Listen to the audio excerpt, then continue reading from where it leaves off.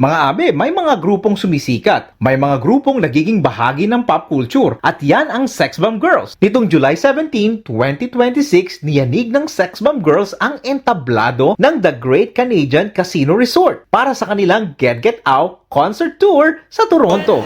Get out! Unang lumabas ang buong grupo, parang reunion ng isang henerasyon.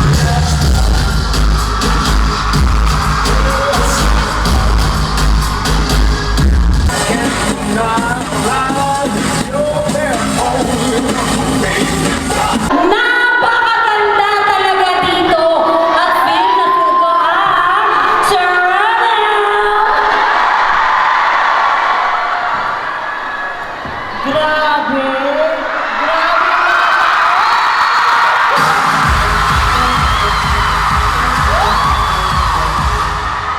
Taga-Bulacan ba kayong lahat? Asan ba taga-Bulacan? Ibang klase kayo! Huwag kayong mag-alala dahil bibigyan namin kayo ng memories today kasama kayo sa reunion na to!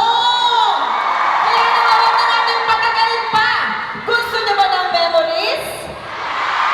Eto, sure ako na makakaramdam kayo ng nostalgia galore! Please welcome the Sex Bomb Singers! Sumunod ang Sex Bomb Singers. At buti na lang, isinama ang tulog na baby dahil ito ang paborito ko.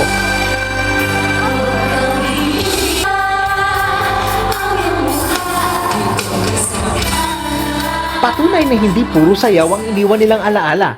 Sumunod ang mga dancers, kanya-kanyang pasiklab. Pagkatapos ay bumalik ang Day 17, isang paalaala na may teleseryeng hindi lang pinapanood kundi naging bahagi na rin ng kulturang Pilipino.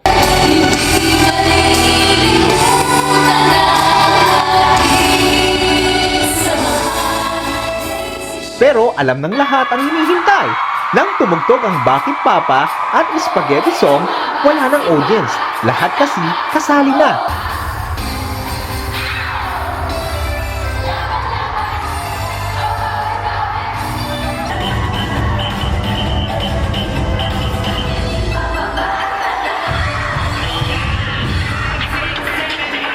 At sinubukan nilang bumaba sa entablado. Halos magkagulo ang crowd. Hindi dahil sa kaguluhan, kundi dahil may mga artistang magpasa hanggang ngayon ay gusto pa ring malapitan ng mga taong lumaki kasama sila. Tinanong ko ang mga ilang media practitioners dito sa Toronto kung bakit hanggang sa ngayon pasok pa rin sa kulturang Pilipino ang Sex Bomb Girls. Ang Sex Bomb, masasabi natin na isa sa mga maaalala mo ng mga panahon ng mga 90s.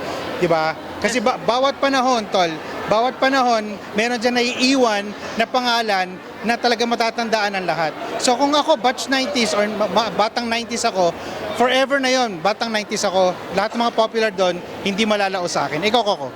Para sa akin kasi, yun na yung kinalakihan mo eh. Simula nung naririnig mo na yung mga kanta nila. Tsaka, masang-masa yung Sex Bomb. Get out! Hi guys, my name is Aggie. So as a media practitioner or a content creator wannabe, I think yung Sex Bomb, nagmamatter pa rin siya sa people kasi they are the OGs. So sila yung kinalakihan natin. So that's why pag nakikita natin sila nag-perform, specifically now, na meron silang concert dito sa Toronto, madami ang pumupunta dahil mahal na mahal natin ang Sex Bomb at tumatak sila sa ating mga kabataan. Okay, kasama ko ngayon ang namumuno ng Pet Malu and then ang First Love Yourself. First Love Yourself. Okay, si Sir Alan. Sir, bilang media practitioner, bakit pa sa tingin mo hanggang ngayon, sikat pa rin sa popular na kultura ng Pilipino ang Sex Bomb Girls? Memories very important. Yan na lang ang ating may babaon sa bukas natin. Kaya naman, lahat ng batang 90s na nag-preserve ng energy ng mga memories nila during 90s and 2000, nagpunta sa Canada. Kaya naman nung nabalitaan nilang walang producer, tapos ngayon nasa Canada na talagang jam-pack ang crowd natin ngayon. Excited silang makasayaw at makapagkantahan with Sex Bomb Girls. Okay, so kung you want to love yourself, manood tayo ng Sex Bomb. Kasi pag first love yourself, makakapagbigay ka, makakapagmahal ka. How can you love if you don't have it, right? Yes, sir. Thank you so much. Peace out! Okay, thank Magkakaiba man ang sagot mga abe, pero iisa ang diwa. Hindi kasi sila naging uso lang. Naging bahagi na rin sila ng buhay ng mga Pilipino. Soundtrack sa umaga, kasabay sa pananghalian sa tanghali, sayaw sa school program, alaala ng isang henerasyon. Sa panahon ng mabilis sumikat at mabilis malimutan, may iilang pangalang nananatili. Isa na roon ang Sex Bomb Girls. Hindi dahil ayaw silang pakawalan ng nakaraan, kundi dahil hanggang ngayon, marunong pa rin silang magpasaya. Hindi lang sigaw ng concert, kundi kumpas ng isang kulturang buhay pa rin kahit libo-libong kilometro ang layo sa Pilipinas. Salamat sa inyong pagtangkilik ng ating programang Punto ni Abe dito sa YouTube at sa ating Facebook fanpage.